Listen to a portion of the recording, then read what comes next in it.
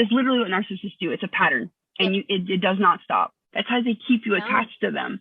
And they're banking on that. And they're also banking on your silence and that you don't talk to other people because they couldn't control the narrative or control me anymore. When they do come at you and they try to create their own narrative, because they always do, keep receipts. Yeah. Part of me was like, I need to take control and like make sure that this doesn't get out of fucking hand and stuff like that. Welcome to Queer Talk, the #1 podcast to connect you to all of your favorite queer creators in a space where we share our stories on all things queer related. And hey, if you're new, listen to this, give us a follow on Spotify, subscribe on Apple Podcasts. We are now streaming full video episodes on YouTube, so you can watch these on your TV, phone, tablet, wherever you're tuning in. So be sure to hit that subscribe button and watch. The link is in the description below. So today, guys, we have a special episode with Elise, our podcast editor, and one of my good friends coming from behind the scenes on the podcast to talk. And we have a special guest. She makes TikTok videos as a queer person, also a big Harry Potter fan, and she makes videos on being a narcissistic abuse survivor. And so we have a very special episode because all three of us have dealt with, in some capacity or form, a narcissistic person. Now, this is not to say we are not diagnosing anybody. None of us are psychologists. I like to boast about my psych degree, but it doesn't mean shit. And we're just here to talk about our experiences and some of the narcissistic behaviors that we have seen in some of the people that we have dated. That is it. I'm out. Good intro. Good intro. Thank you. But before all that fun stuff, what have you guys been up to? I saved one of my cat's baby teeth, so there's that.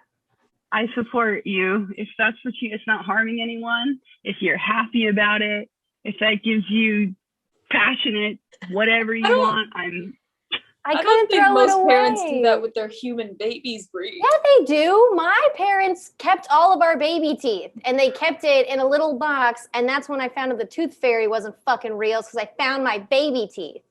So maybe I have trauma. Is that a normal thing to do? Probably not. Probably just not. A box of your children's teeth. Hey, I'm not the only one. I did date a girl. Voodoo. I dated a girl who also had that happen, and then she called me crazy when I kept her tooth. And I was like, bitch, your fucking parents did the same thing, and you're way crazier about your cats than me. I'm just sentimental. I'm so glad I listened to you finish that story, because the way I heard it, I swore you said that you kept your partner's tooth. I was like, hey, Bree, this is where I'm going to interject. I'm not gonna lie. If my partner like got their tooth knocked out and got like a fake tooth, I would do a gag with that tooth. I would make them like a gag piece of jewelry. Be like, here you go. Or I'd wear it or something. I think that'd be funny as hell. Be like, what is that? God. Be like, oh, it's my girlfriend's tooth. I think it would be funny because it would really, the people who it would freak out, you don't want to be friends with them anyways. Let's send them packing. Exactly. People who have a funny, fucked up sense of humor will be like, I like you. It's like a litmus test. It's a litmus test. I love that word. I fucking say that all the time. Let them go. That's cut it. We need some kind of segue. So abuse. Anyway. Let's talk about abuse. It's really weird to segue into something that, may not affect us now, but has affected us deeply in the past and probably resonates and will resonate with us for the rest of our lives. Mm-hmm. That's fair. To be depressing, but a lot of processing. What's really cool is I found Sierra just because I'm still on Narc Talk. Yep. I'm on Narc TikTok, narcissistic TikTok, toxic relationship TikTok. I used to watch a lot of it during the events that precipitated this conversation, but I'll still get some here and there. And I'm so glad that I came across you, because when I went to your profile, some of the stuff just spoke to me so hard. And I was like, oh my gosh, she's a queer person. And she's talking about narcissism and toxic and possible narcissistic relationships. And I was like, this person is awesome. I need to get her on, because Elise and I wanted to have a discussion about this for like a while. We had talked about it and wanted to do it in season 2 because we feel like we have some really good stories. And I think that this topic is something that people don't realize they're in a relationship with a narcissist or a person who exhibits a lot of narcissistic behaviors until they're out of it. And it takes a long time to kind of process that stuff. Even if you were not in the relationship long, you weren't even in a relationship, you know, it's just, it's a fucking minefield. And and it's really, really rough. And like to see people's stories on TikTok and how bad it could be and how bad it has been is really like opened my eyes to how bad it can get. And so thank you so much for coming on. I think this will be really fun. Listeners, if you're listening to this, this is not going to be a bash session of dyke drama.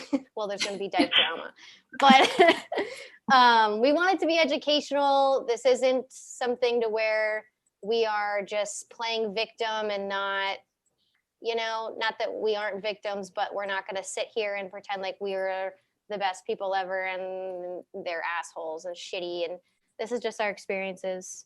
And I might just be kind of weird about talking about it because some parts of me don't feel like a victim and some parts of me feel like I shouldn't be talking about it because talking about it means that I'm bringing drama and I don't have a right to talk about it or something. So maybe that's just my insecurities.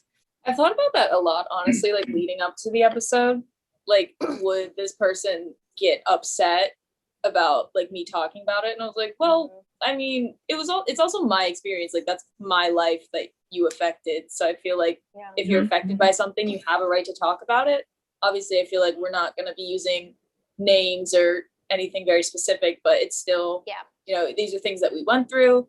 They were good chunks of our lives that were affected and still do affect us. I think it's our right to be able to talk about it. And I think it's everybody's right to be able to talk about the shit that they've been through. I think you're right. Yeah. So a lot of that fear that we're talking about, right? I think in some aspects, we still feel it. And it's kind of, even for me, if it's in the back of my mind, right? I feel it a little bit, not like I used to.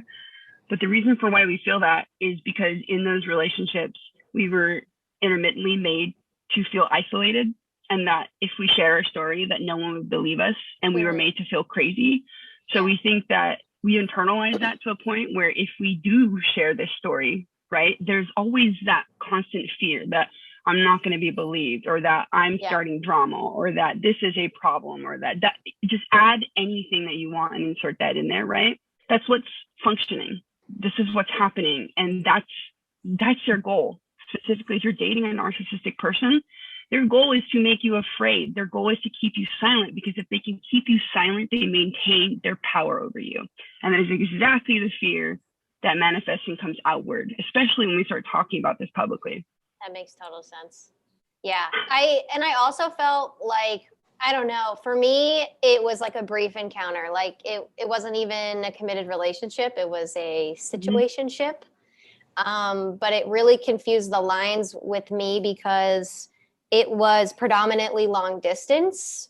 And it made me think like, oh my God, like I thought I had such a good judge of character, but like it kind of was, you know, long distance was new to me. It wasn't something that I had originally wanted to do, but it just, you know, things like that just kind of happened. And it just kind of happened and I went with it and I was like, you know what, I'm optimistic about this, you know, and I don't know, like I think was mesmerized by someone that I only saw a tip of the iceberg and I never got to see those things. I feel like if I had an in-person experience, like a normal dating where you see someone in person, like if she lived in the same city, I think it would have been much clearer to me. But I think because I had this idealized version of her and everything leading up to us finally like meeting and then having this long distance that I hadn't dealt with before, also during a pandemic. I mean, it was just like a shitstorm of the perfect time to be engulfed in something like that. And I think for me, I was always had an avoidant attachment.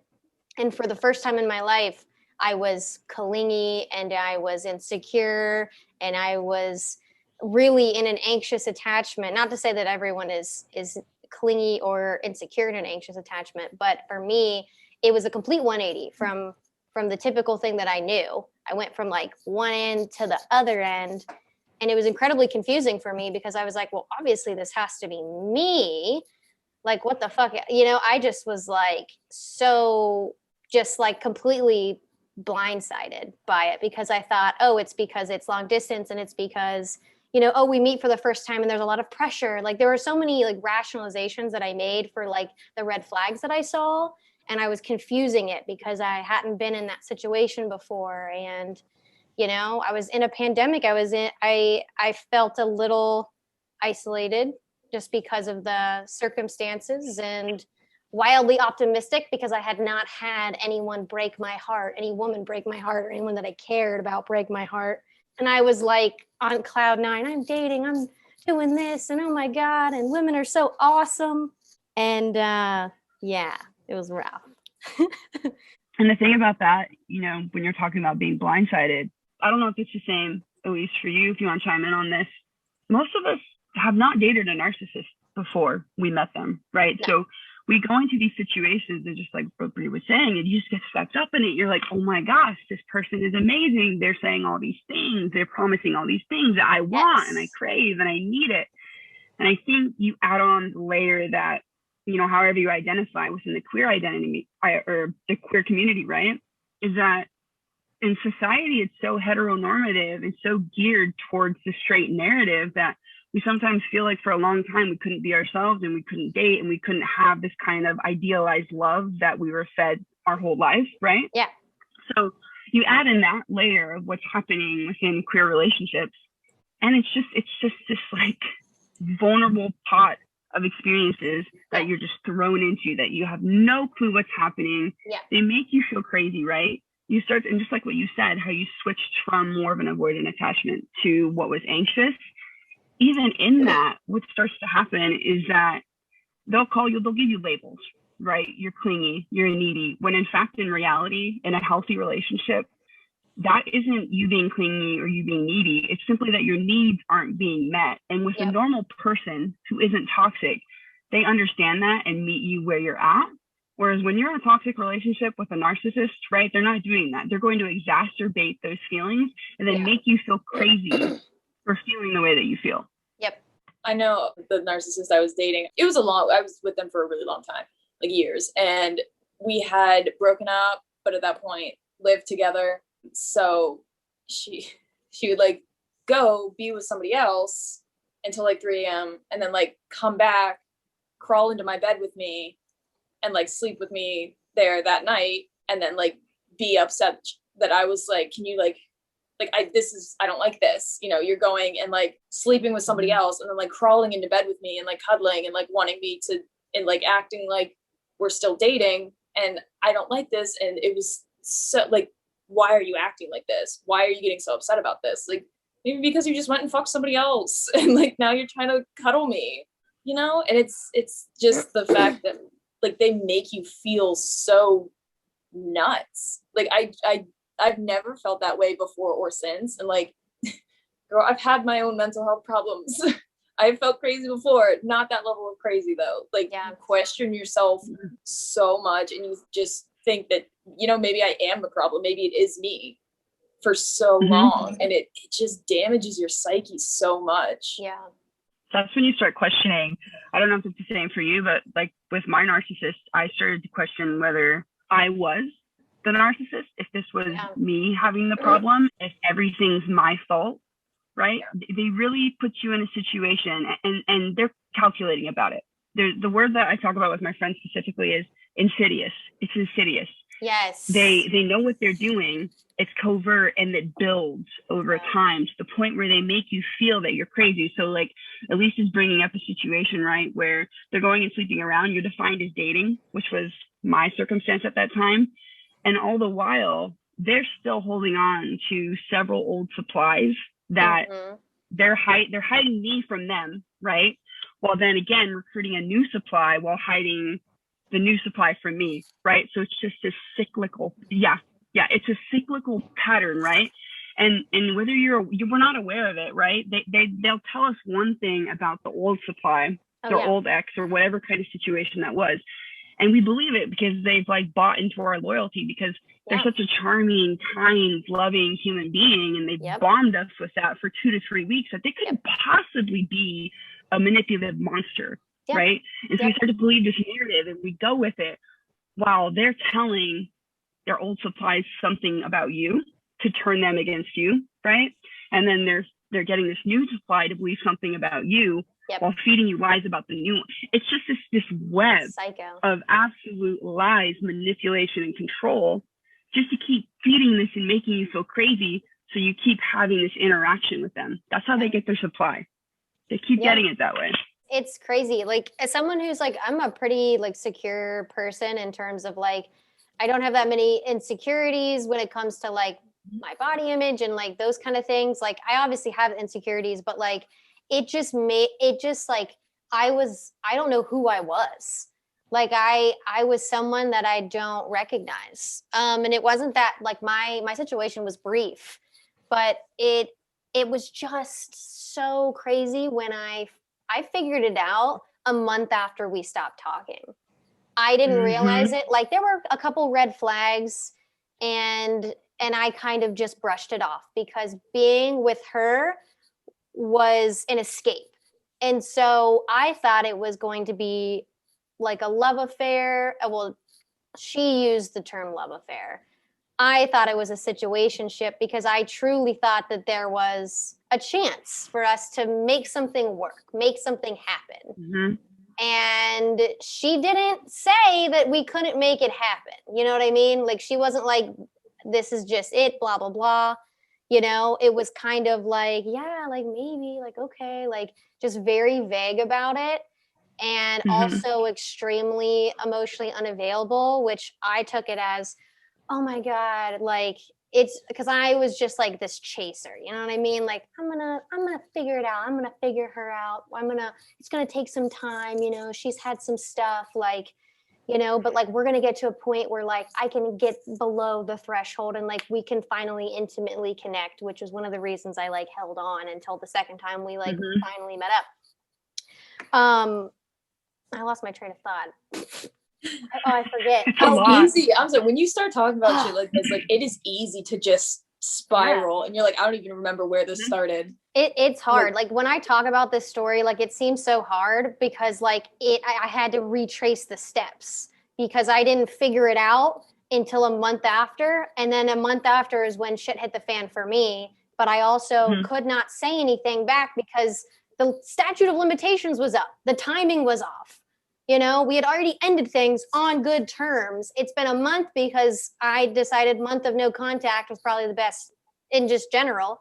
And then I found out what the fuck happened and I went apeshit, like, in my head. And they were there. Like, you guys were there for when I started going apeshit.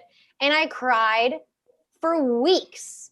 And I cried more than I cried when we ended things. When we ended things, it was like a week and I was like back to normal because I was like, we're not compatible. I understand that. I'm sad, but we're going to get over it.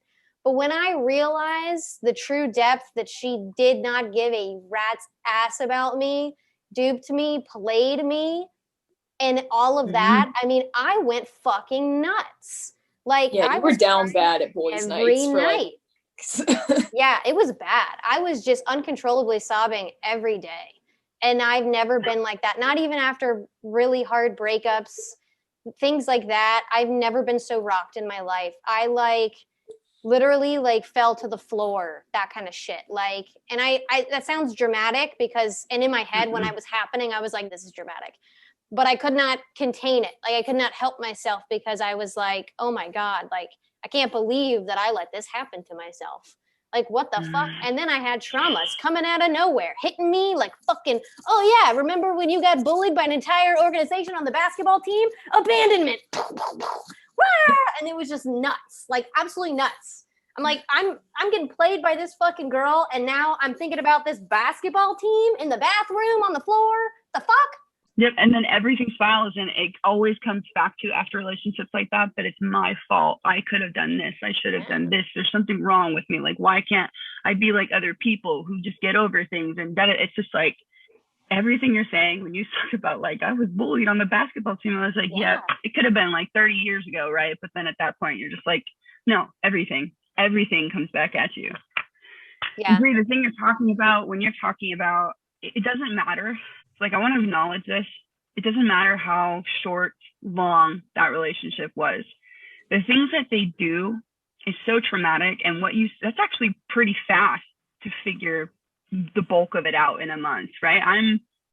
April will be like the end of, I had a very long discard phase and stuff blew up in April of 2019. I realized stuff even a month ago. Stuff comes back to me and I finally understand what this person has done, right? Like, for example, if you get to a phase where you're no contact and you decide to make that decision and they can no longer control you, what I've noticed is that if they can't personally control you, again, they'll go control the narrative with other people, which when they start getting other people to do their bidding, including they're called flying monkeys, right? Who do their bidding. And it doesn't just have to be flying monkeys, right, that are doing their bidding. It could be mutuals that you have that are still in contact. And I didn't understand that because I felt bad for not feeling comfortable with mutual friends, right? But that's like, I could go down a rabbit hole with that, but that's kind of the same thing. But essentially what they do when they can't control you is that they'll involve authority figures, right? They are so manipulative and sick. I don't have any other way to say it, right? Because it's pathological at that point. Yeah. That they will go and involve authority or people that have other controls of your life just to hoover you and suck you back in, right? Like, I didn't realize this for months and months later. And like, Bree, what you were talking about, I actually like was in my kitchen cooking dinner, and it overwhelmed me so much to realize this that I fell to the floor and could not get up and was crying for hours, right? Oh, yeah. I realized that my narcissist, when I had a reactive abuse reaction, right? Nothing ever violent, but just emotionally. And I don't do that, right?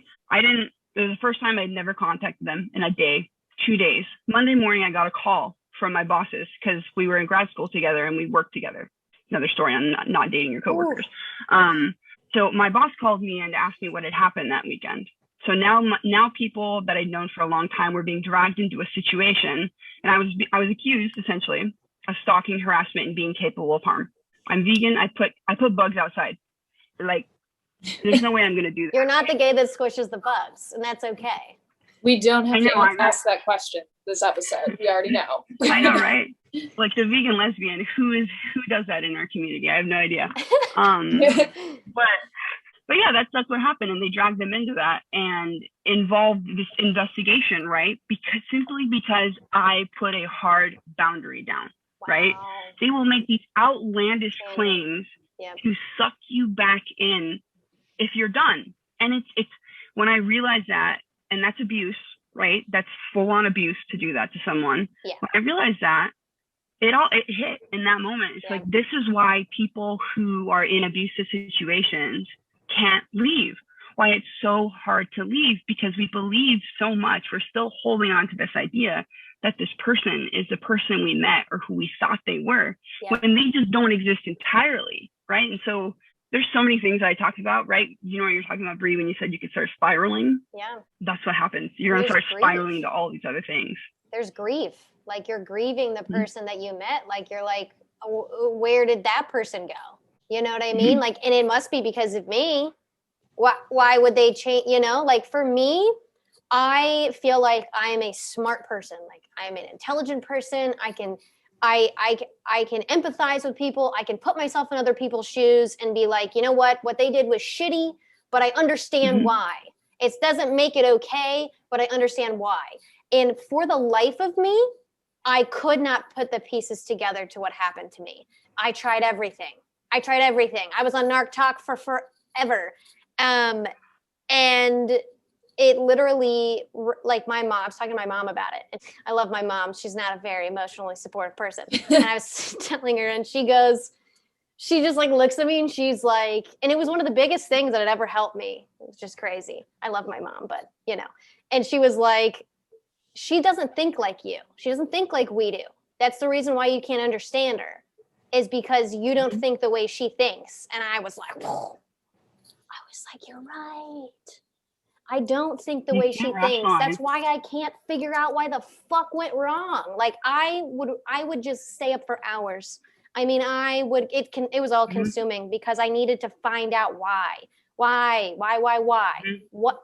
And until I realized like how a narcissist thinks, and that's when it triggered for me that she was a narcissist or exhibited a lot of narcissistic behaviors was because I didn't start understanding her behavior until I started understanding the mind of a narcissist. And then it all made sense.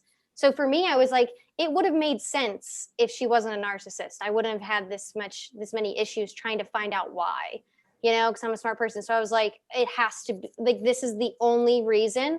And it was so clear to me when I started thinking like how a narcissist would think. I was like, of course she did all of those things. Oh my God.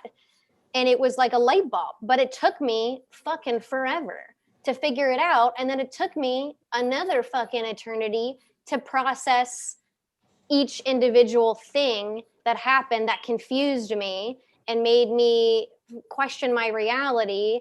And it made me into a person that I wasn't. And I don't want to say that like I didn't make mistakes or like do things wrong or whatever. And like we definitely weren't compatible. Even if she wasn't a narcissist, we just wouldn't have been compatible. Like it just wouldn't have happened, which is what I originally thought. You know what I mean? Because it was true in the other sense. But like the fact that I felt, and this is where I got confused at first, because I was like, maybe she's not. Maybe it was just because it's a love affair, and love affairs are infatuation where, you escape your reality into someone else.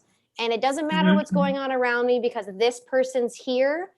And that's how it felt too. I think, at least I thought it was, a mutual thing. But then it got to a point where I was like, oh, this could be turning into something. And it would just ended up being a situationship. So I thought this is what a love affair feels like. Because I had maybe like one brief one, but like this is what it must feel like. It was the little things for me. Like there were just little cracks in the facade and in the mask that when I finally had that break, there was that break and I broke. All of those little moments just kind of reappeared in my mind and as intrusive thoughts for like the next like month. Everything you're saying right now is resonating because I think a lot of us get to this in different stages, right? That's why I'm going to reiterate. It doesn't matter how long that relationship was or what type of relationship was or what the circumstances were around that. Being in a narcissistic relationship of any kind, heaven forbid those, bless them for growing up with parents who are that way, right? Because that's its own set of issues.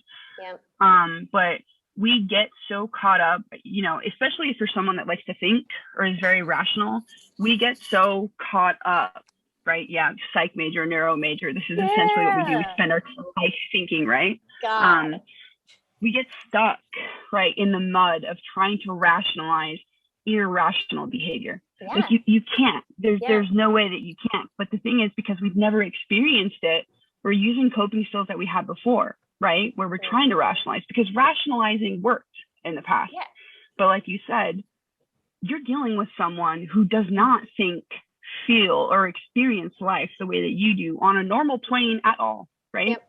They're very much on that right side of that scale, leaning towards narcissism, right? And again, we're not going to diagnose, but we know what we've dealt with now. And the whole part where you're saying you're sitting there and you have a breakthrough moment, which is again why it's so important to talk to other people and to read resources, because that moment that you're talking about, it happens for everyone, different timelines, but it always happens where you're sitting there and you're just like, holy crap.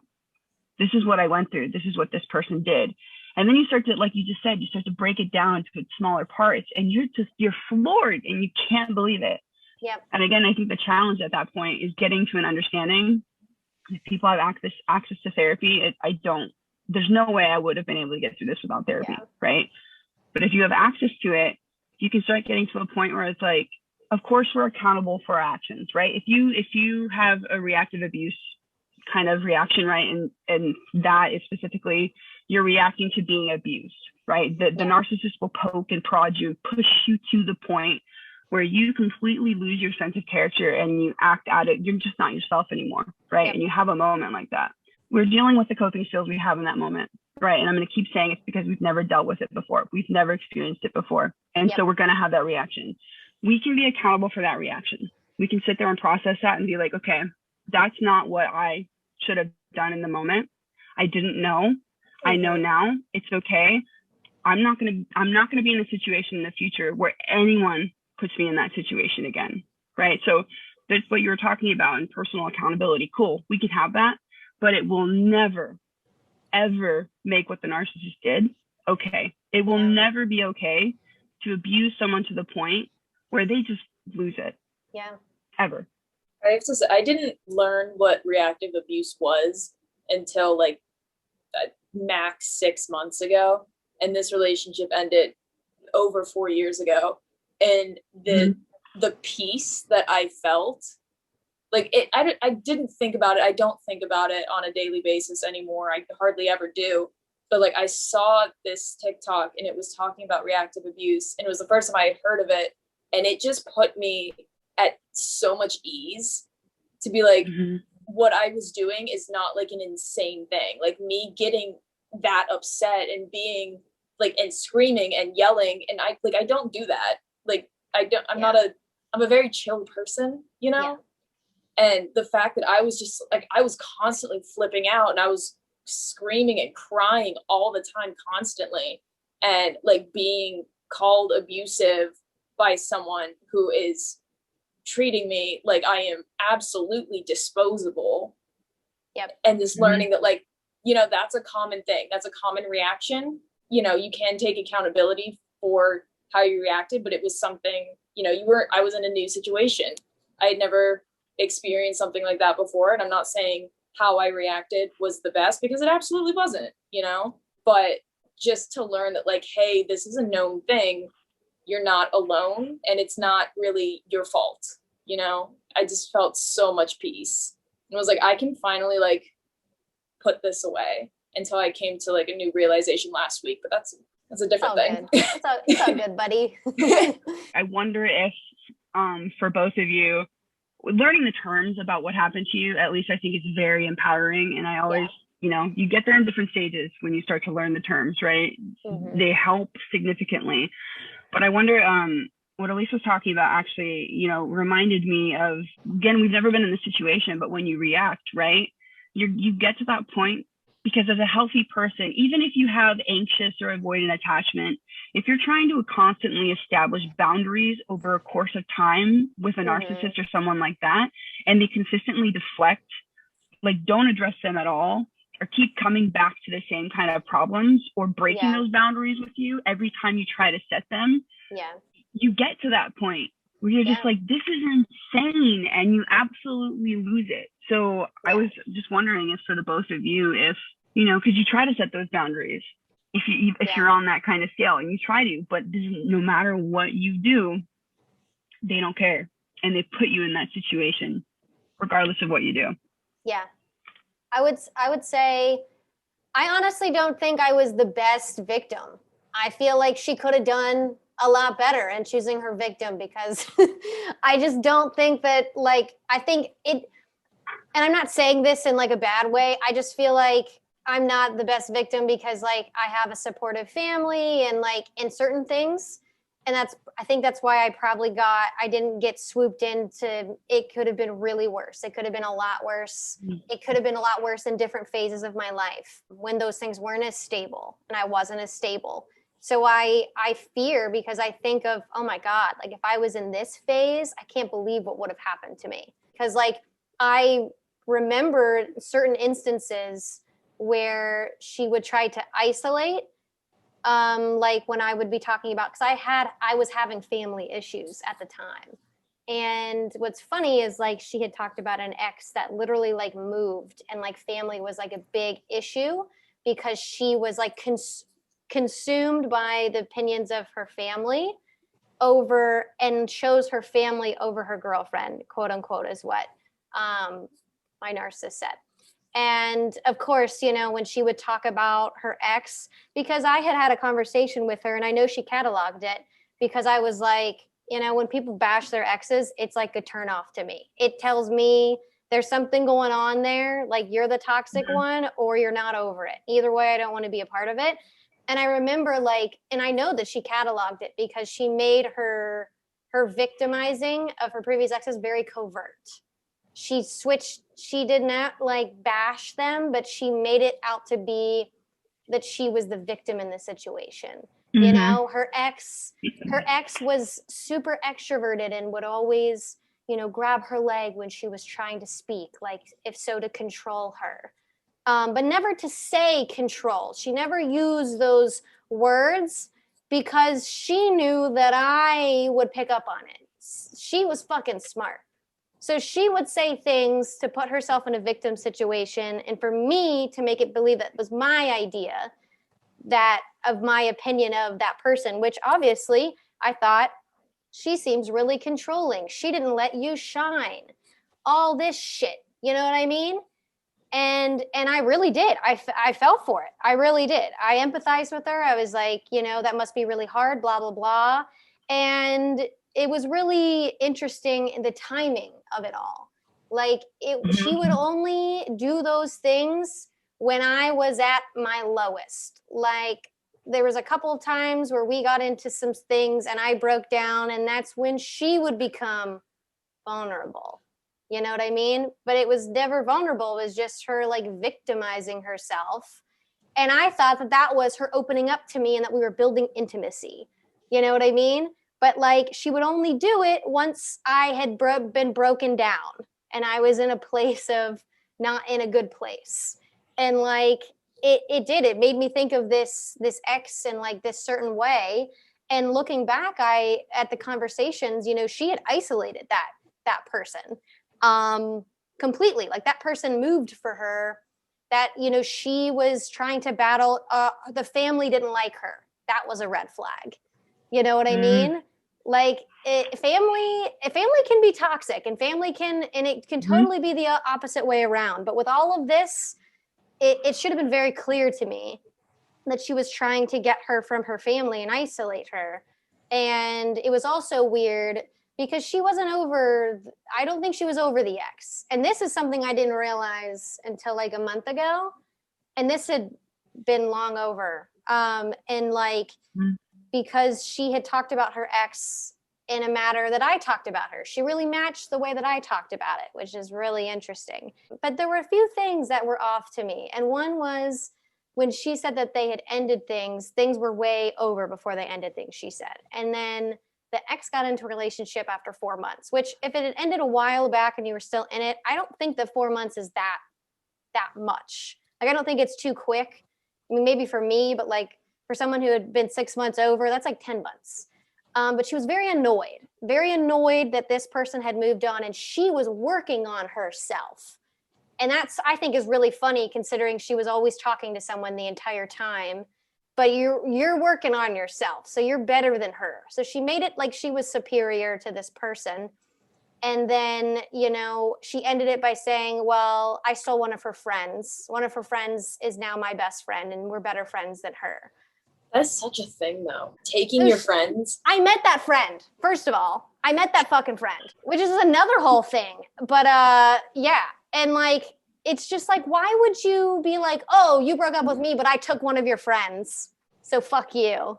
You know what I mean? I should have known by that. She had taken one of her friends, which I'm sure she did some sort of controlling narrative, triangulate some shit. And I don't know what it was, but what was the interesting part is the last time we had only hung out twice, and I went up to see her. And she was on her phone, social media, and she was looking at this ex's Instagram, and she was annoyed. She was annoyed, and she was not like happy that her ex had moved on. I'm like happy, I would want my ex to move on, blah, blah, blah, or not care. And she was like still annoyed. As I was there visiting her, she was looking at her ex's fucking profile. It goes back to that, like, they think they are the most important person, and somebody else being happy without them, to them, is a direct insult. Yeah. They think they're really, really great. How can they be happy without me? How can they belittle me like that when, like, this person's just trying to live their life? I know that made my ex so upset, and she had talked to me about it a couple times, because after it was over, like, you took all my friends. I made new friends, and I had a great ass time hanging out with these new friends, and they're still amazing friends to this day. And she would get so upset. Like, how are you having such a good time? Why? Like, you always look like you're having fun. I'm like, bitch, I am. Like, I'm finally out of this and with people that like care about me. I am having a great time. It's not to insult you. It's to better my own life. but they don't see it like that. It's a direct insult because they're so great. How can you be happy without them? And I used to be really angry about, collectively, I wonder if a lot of us feel the same way, where you're angry when you figure out this is how someone treated you and that you were put through this. But I've gotten to a point where after going through something as horrifying as that and coming out the other end, when you can pick yourself up off your floor, finally, right? And you have that fog removed of who that person is and you see exactly who they are. In the future now, you see these red flags, you see them from a distance and you can name them, you can recognize them, and you can run the other direction, right? And so the thing about that is like, I always tell people when we're having conversations about this is like, take it slow. If you are having a conversation with someone and they're telling you things about an ex and they're telling you things about their relationships with their families, and there's nothing positive coming from that, and they're telling you stories about what has happened in the past, they're telling you about themselves. They're literally telling you exactly who they are and what they have done in the past and projecting it onto another person so they can trauma bond you and build your loyalty. So when they do the same thing to you, you doubt yourself and there's this cognitive dissonance that's created. Now you can't leave because you see the loyalty and you feel this like, you feel that for them. But then there's this other side that you can't rationalize, but because you've been bombarded so quickly with love and feeling and validation, you don't see these red flags. So we can be very intelligent, smart, caring people and completely miss these red flags because we've hopped into something so fast, so quick. We've missed every red flag because, again, we didn't take it slow, right? So there's so many things that if we just slow it down, you'll know how they treat you for their friends. You'll know that they really don't have long-term relationships with people. And if they do, those are also in turmoil, right? You start to figure that out. They start to tell you about their exes. You start to figure out this is probably something you have done to them actually in the past, and you're just throwing it on to me, right? You figure that out. You start to understand no healthy person or relationship tells you you're the one or that you're my soulmate or something, insert something along the lines of that in the first 2 weeks to a month. You're a stranger. Like you should not be saying these things to me, especially it's such high risk. There's so many things at stake, and you should not be promising a future, a world to someone in the first month when there's so much that comes with it. And I think when you understand that at the end of being in a relationship with a narcissist, you're just like, you come at me with that stuff, I'm gone. I will run for the hills. We're done. I'm like so avoidant now. Like if I decide I'm going to be with somebody, that somebody is somebody special. You know what I mean? If you extend feelings to me, 9 times out of 10, I am going to bolt the other way if you do that too fast. Like I'm going to skirt on out of there. You know, you got to be something for me to be like, yeah, I like this vibe. I like that we can share feelings, because if you're doing that too fast, that shit scares me. But that's also smart. That's what we should be doing. And like, I don't know if we're going to touch on this at all, but that's sometimes, I know we have this stereotype in the queer and lesbian community that we U-Haul, and it's funny. It is funny, right? But when you think about it, I feel like the people that rush into things so fast and miss these red flags, or if the red flags don't exist and they have a happy relationship after 2 weeks and it's been 7-8 months later, they're the exception to the rule. At least that's my experience and what I've noticed within our community and in my own relationships, right? It took me dating a narcissist, and then after that, which is why I don't recommend dating anyone after you date a narcissist, because that's its own layer of problems, right? But you know, you go into another relationship, right? And you're still vulnerable, and they're not a narcissist, but it's still toxic, and you're still ignoring those kind of red flags that are pinging at you, right? And so within our community, sometimes it kind of feels like, well, if I don't want to do this, and I don't want to hop into this relationship, and I don't want to fit the stereotype or this narrative out there because I don't think it's healthy, then it goes into the other questions about like sense of belonging, right? These are so many like layered nuances pieces that I'm bringing up, but specifically when we talk about just the speed at which things move, it's just, it's not healthy. It's not, because you're jumping into something with somebody that you you don't know. I'm not gonna name any names because there are just too many to name. But like the amount of lesbians that I have seen like a week into dating, social media is flooded with I love yous and all of this stuff like that. It's not healthy, and we should not normalize giving all of yourself to someone that you don't know yet. Yeah. Especially, obviously, they're not always related, but like especially with a narcissist, like in the beginning, yeah, everyone's charming. Everyone's going to be like, yeah, I want to give you the world. Like, give that a couple weeks, a couple months. Like it's going to fade away if, you know, this person isn't that great, you know, but everybody's great at the beginning because in our community, especially, like we jump into things, we commit to something before we know anything about this person. Yep. Yep. 100%. No, 100%. That part is the one thing where I'm just like, you know what? And like Elise said, it's you don't even have to be a narcissist. It can just be a toxic relationship, and you just basic incompatibilities, right? Like you hop into something so fast, which is frequent in our community, right? And then it's a couple of months later, and you're blindsided by this person, by who they actually are, and you're just sitting back and you're thinking about, you know, had you given this some time, it's seriously that 90 to 120 days. If you can get past that person, and that person's still that person for the most part, right? Then cool, let's go for it. But the thing we find ourselves in is that it becomes a traumatizing, and this is regardless of whether it's a narcissist or not, right? Because this can happen. With the narcissist, it's just an added level of trauma that we get to unpack later, right? But if you hop into it and 6 months later, you're just sitting there, still drained, still feeling some pain, feeling damaged because this person isn't who you built them up to be in your head because of those initial couple months, you're still sitting there devastated, right? And it's still a traumatic experience for you. And it's probably been toxic for both of you because you hooked into it. And for all you know, they could have realized that you're really not compatible. And you spent this entire time in this idealized phase thinking one thing, and then all the while probably miscommunicating, not fixing those miscommunications, not understanding where they're coming from, and then double not understanding it because you think that this person is someone that they're not. Yeah. Giving me goosebumps, man. I have fucking goosebumps. I think a good piece of advice I try to give other people, but not in like a pushy way, is like, I think we hurt ourselves mentally. Not that we hurt ourselves, but like when you jump into a relationship with somebody and like you immediately put on a label, and you're like, yeah, I'm dating this person. You putting yourself in a box with somebody and being like, this is my partner, is my girlfriend, my boyfriend, whatever it is, like this is it.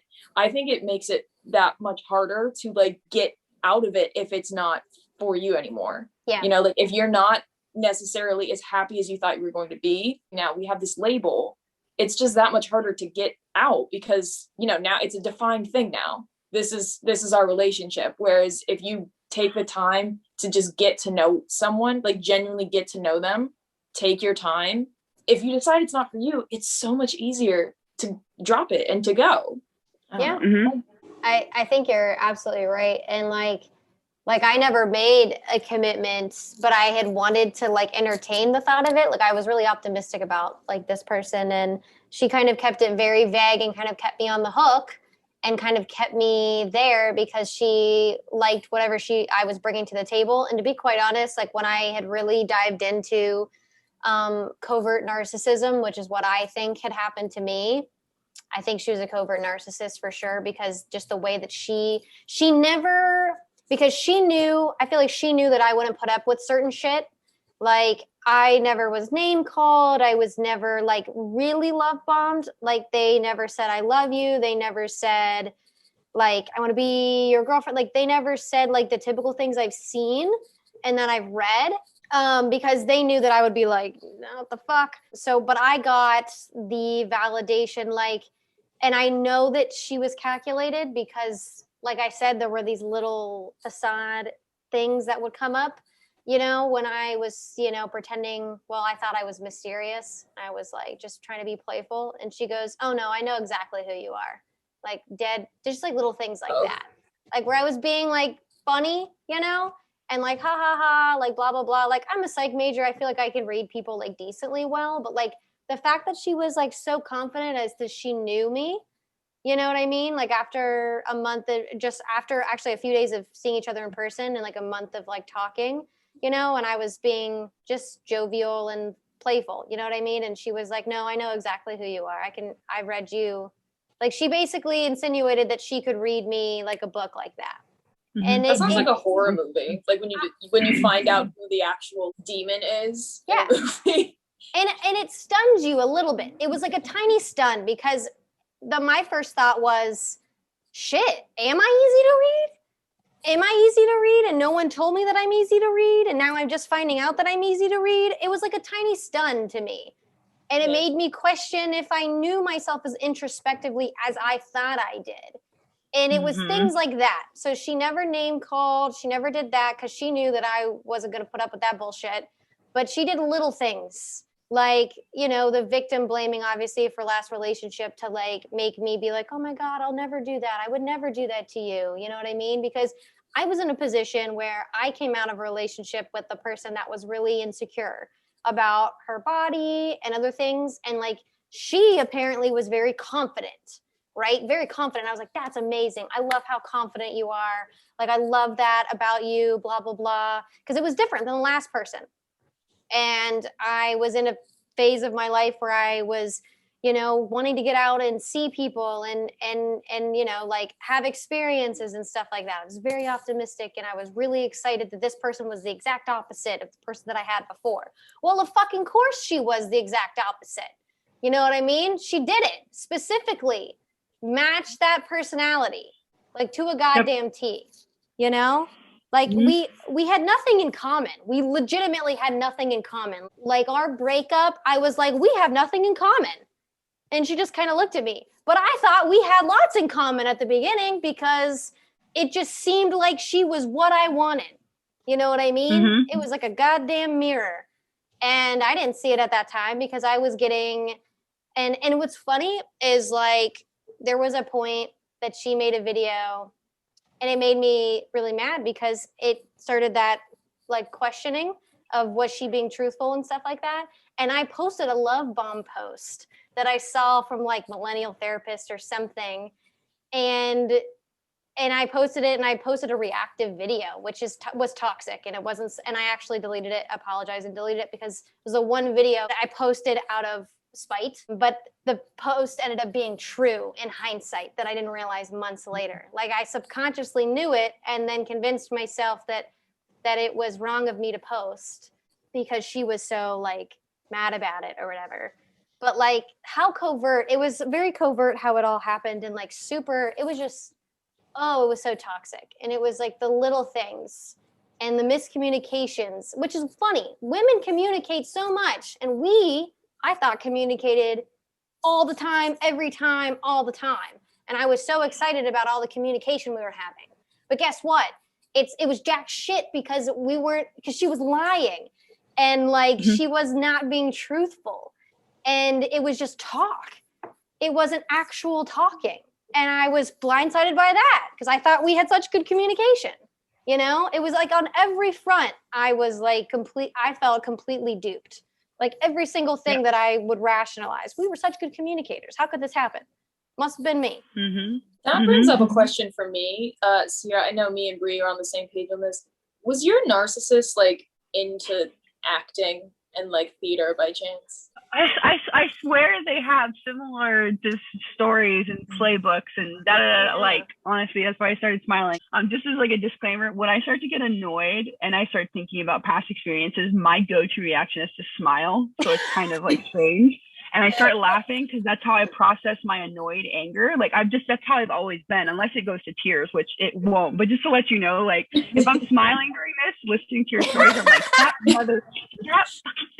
in my head, I'm just like, these motherfucking like shitheads, I'm a fucking, you know what I'm saying? That's what's happening in my head. So that's the smile is coming out instead of the language.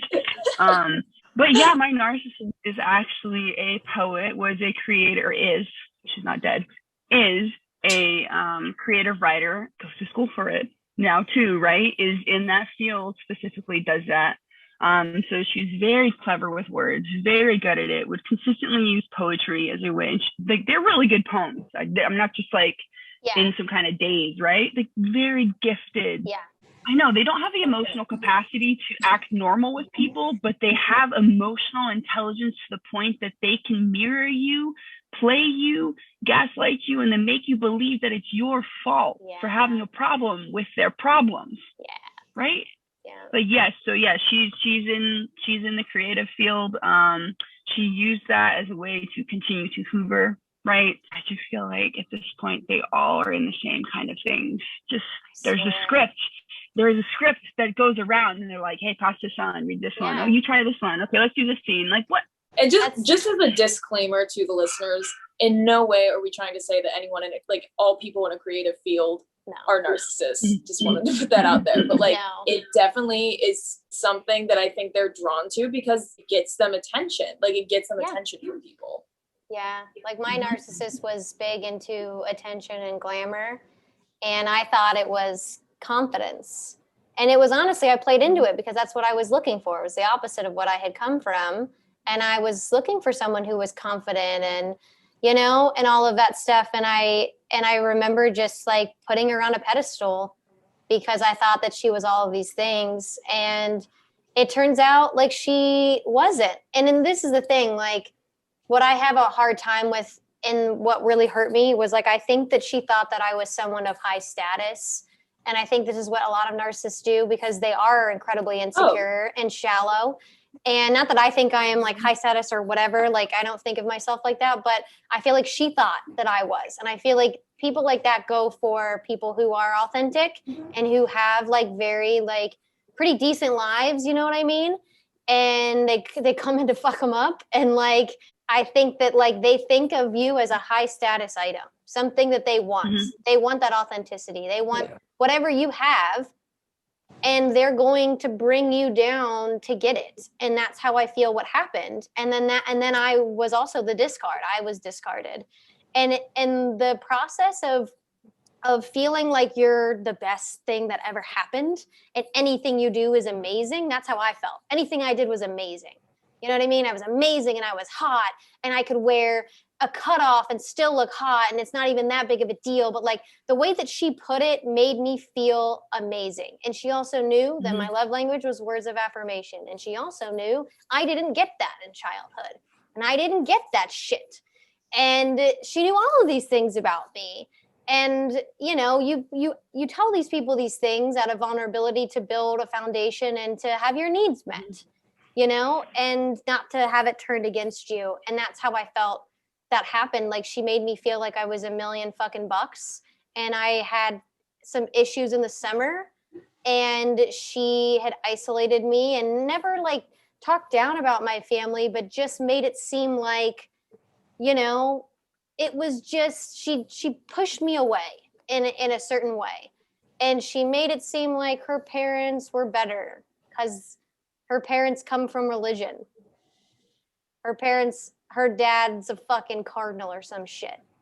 I forget what it was, but he's in the ranks of whatever Protestant sect and whatnot. They have an incredible ability to make you feel so great and lesser than at the same time. Yeah. Like a narcissist they'll reach for somebody that they believe will make them look better. They have something that'll make me look better. They're always going to reach. They're never going to go for somebody that has nothing to offer them ever.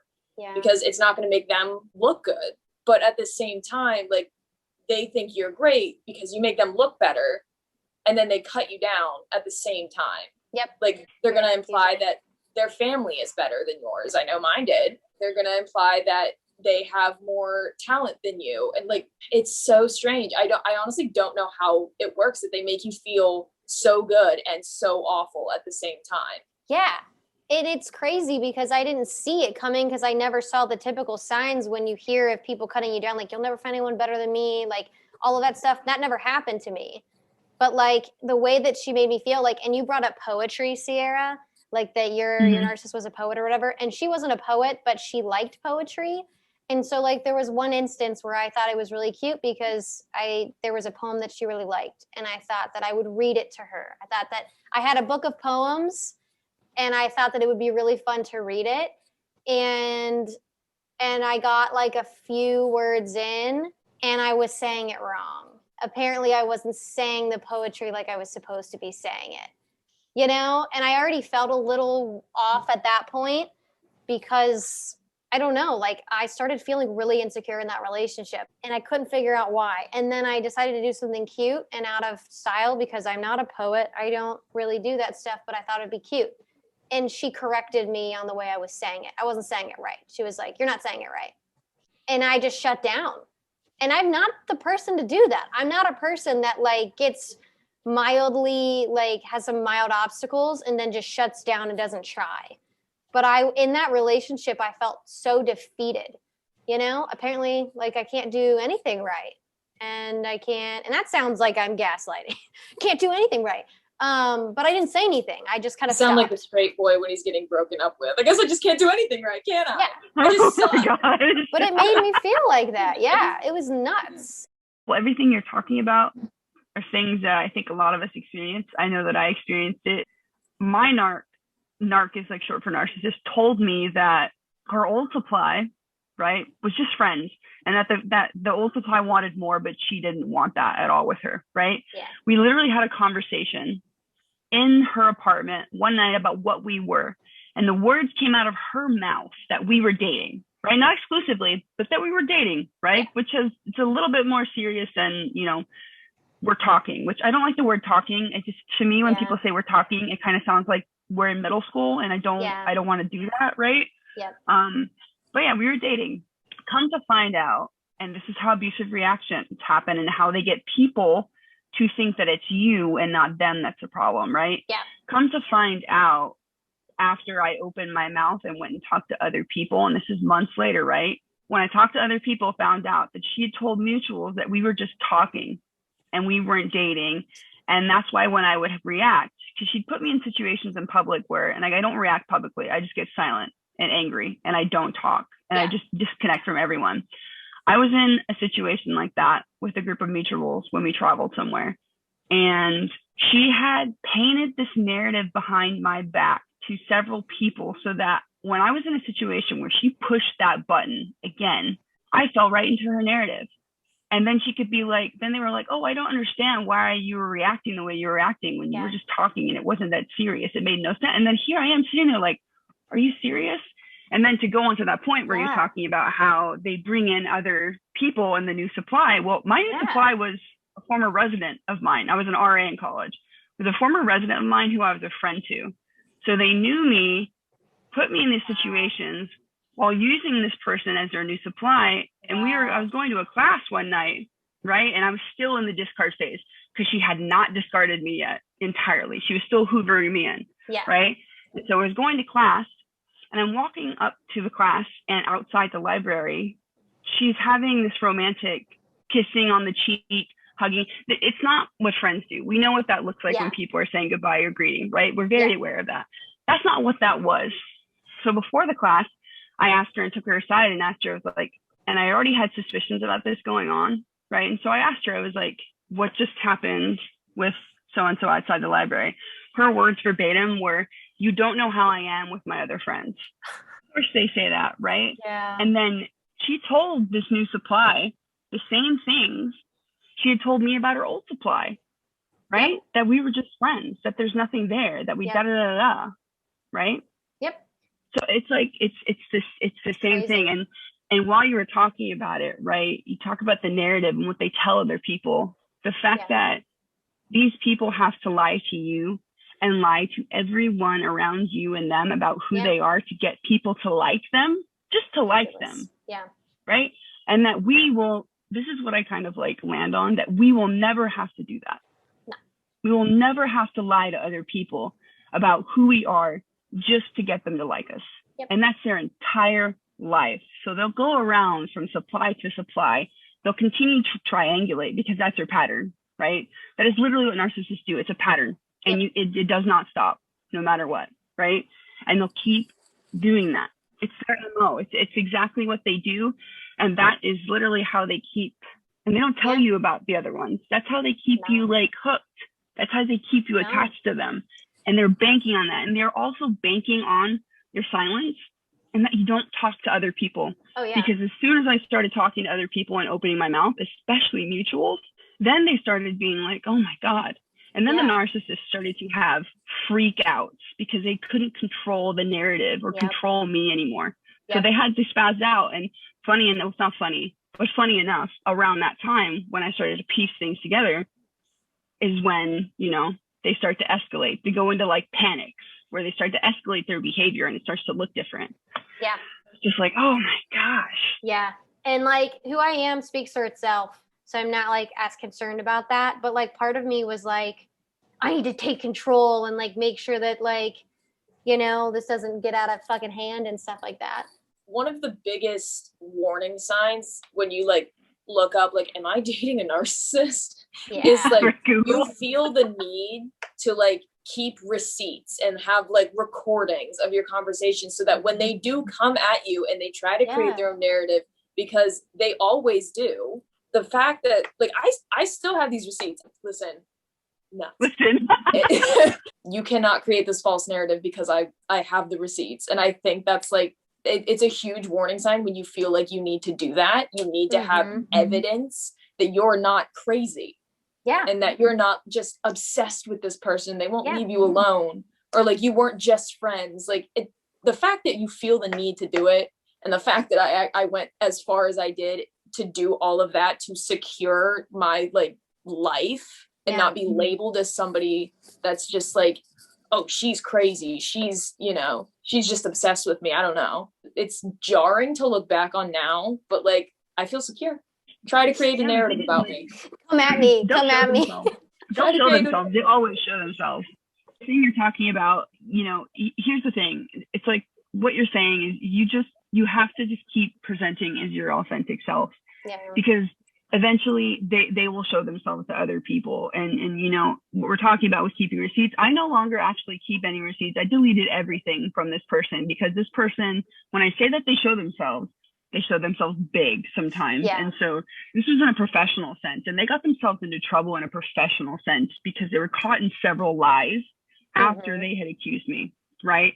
And so thank God that alleviated some of the isolation and the you're crazy and you're da da da da. But they also found themselves in some murky situations with mutual friends, right? And then, of course, they know exactly what to say. And those friends are also in a narcissistic relationship with that person. It's platonic, but it's still a narc relationship, right? Yeah. And so they're still in that hoovering phase where the narc can, like, even though this is like logically what they did, they'll still pull them back into it, right? Yeah. So I completely understand keeping receipts and keeping all of these things. I think you stop. I don't know if this is in general or for a lot of other people, but I know for at least myself, I stopped keeping the receipts and got rid of everything because I finally realized that there's so many other people, specifically professionally, that see her for who she is. And that was all the relief I needed. And the fact that for both of you, you probably feel this way, is like you show up the same. And I mean, it's nuanced, right? Depending on the type of relationship you're in, but you show up as the same person. Yeah. You're authentically yourself. Yeah. That is not what is happening with them, right? And so eventually they're going to show their cards. They're going to show their true colors.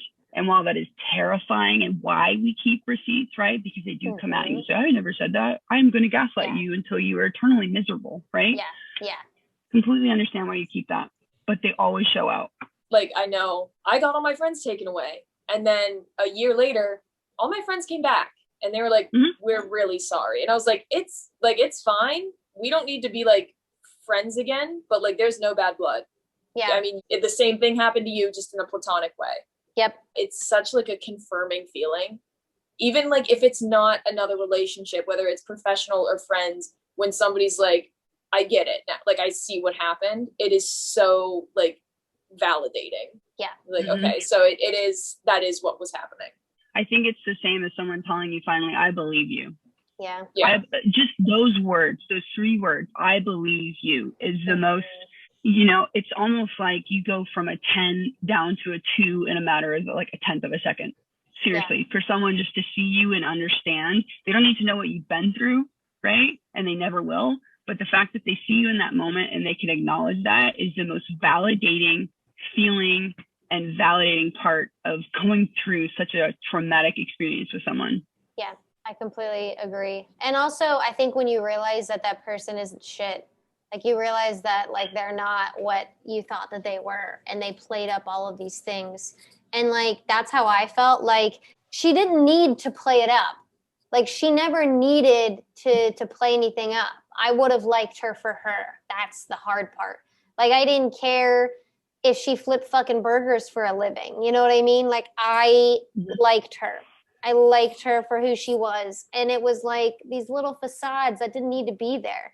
Playing up your job, playing up like in your importance, you know, like I wouldn't have given a shit.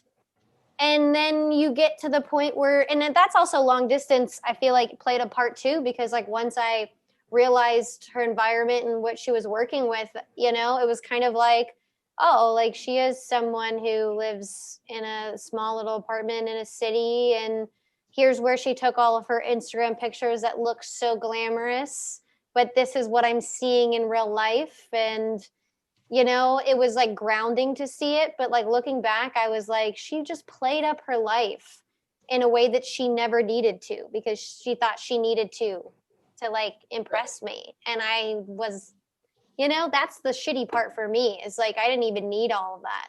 That's one of the big differences with like dating a narcissist, is that like you do feel these genuine feelings for them, and they can mirror it back to you. But like recently saw a video with a therapist talking about it. She's like, you know, when you're with a narcissist, it is like looking in a mirror.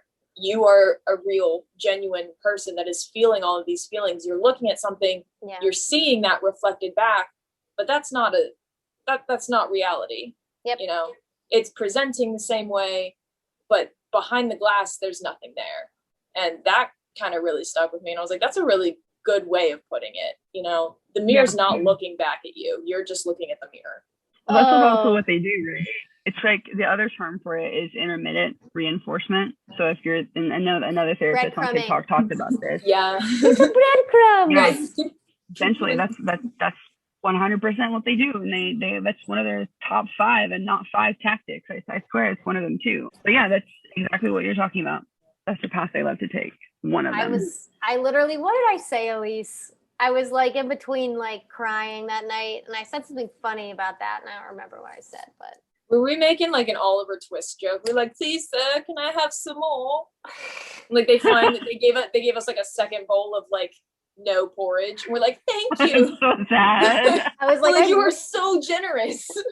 I was like, I baked you a goddamn sourdough bread, and you give me fucking crumbs. Yeah. Let me eat the crumbs off the floor of the sourdough bread. Thank you so much for the crumbs, Saya. But yeah, I remember like I've never like felt like I've had to like crave, or not crave, but ask someone to tell me I'm pretty. You know, I've never had a problem with that shit. I've never had a problem with that stuff. And I remember like, and I was also on my period too, and I just can kind of get that way a little bit, but this was on X Games mode. This was like, I literally looked at her and I was like, can you tell me I'm pretty? I've never done that in my whole life. I was like, tell me I'm pretty. Be like, nice to me. Give me something. Like, I remember being like, I'm going to FaceTime her with my roommate's cat because she had such fond memories from when she came to see me. And the cat was always around because my roommate was never around. So it was like we were a little family. Like she said that, like, oh, we're a little family, blah, blah, blah. So I was like, oh my God, like maybe she'll think that I'm cute because I'm FaceTiming her with the cat now. Because when I FaceTimed her before, she never said anything to me. And she used to say a million things to me. So maybe I'll do that. Maybe I'll wear the shirt that she had complimented me on so many times. Maybe I'll wear the color of the shirt that she complimented me on so many times. I mean, I fucking went nuts. Mm-hmm. Okay, all right. Yeah. But I feel like we've all felt those insane emotions. Like you were losing your shit. Nothing's up here except chaos. But where are we now? Proud of us. Yeah, but it takes a lot to get to that point. And, you know, you have conversations online or with anyone that kind of reaches out to you about that stuff. And the most heartbreaking thing is that this is so prevalent. Yeah. This is so prevalent, and it's not just within, you know, the LGBT community, within queer identified folk. It's so prevalent no matter what kind of relationship you're in. And the feedback that you get from people about the trauma And that feeling where you literally have your back up against the wall because you feel like you can't breathe, because it just feels like your entire world is crumbling into shambles and you can't make sense of anything. You're losing your friends. You're isolated from family. People don't believe you. You feel like you're going crazy. And it's just like, to have these kind of interactions with people and to understand, like, you know, we've been where they've been, and to come actually have this conversation with a friend, another queer creator who also was in a narcissistic relationship as well, is that, and this isn't to be wishy-washy about it because it was a nightmare to get to this point, but I think those of us who have experienced this and gotten through it, excuse my language, should be damn proud of who we have become. And the fact that we came out of this so many times when we wanted to quit, the fact that we came out of it, that we can recognize this, that we can see it, and that we will know, hopefully, right, that we will never again be in a situation where a human being could ever treat us like that again. I think we have every right to be so damn proud of that. Center ourselves in that specifically, because it took everything, every ounce of our being to pull ourselves out of that. And I think we should have a lot of pride. No, I think you're absolutely right. Like, without question, I know that is the lowest, like, mental state of my life. And like, I've had a lot of lows, but like to feel like you are just drowning, like you cannot get a grasp on anything, and to pull yourself out of that after you have been isolated, like, it's all on you. You pull yourself out of that, nobody can tell you shit ever again. No. I just feel like we're kind of untouchable after you pull yourself out of something like that. I think you're right. We should be damn proud. I never understood like your way of thinking, Elise, until like this happened to me. And then now I understand it. Like now I get where you're coming from. Oh, because I was like, I'm untouchable, baby. You're like, I don't give a fuck. What do you mean? I was like, you can't touch me. I'm indestructible. Like maturity level, like crazy. So you can do what you want, but after that, I'll be fine. I'll be fine with anything. That's where you get to that place where you're like, I don't care who I was in the past. Try me today. Yeah, exactly. Try me today, bitch. Try me today, and let's see how this goes. Because I'm in a mood. Let's see. I got time. Well, thank you so much, guys, for both being on. I'm so glad to be able to make an episode like this. It wasn't an episode. I was nervous to make this episode, and I'm really happy that we did it. I feel like this could really be a good thing for the community at large, and I'm excited to release it and to give people, to make sure that they don't feel like they're not alone. And I feel that way too. You know, I had this episode so that I would be able to not feel that way as well. You know, so I want to make sure I extend that to everyone. So thank you guys so much for being on. If you guys are listening, please subscribe, and be you, be queer, stay safe. We will see you on the next episode.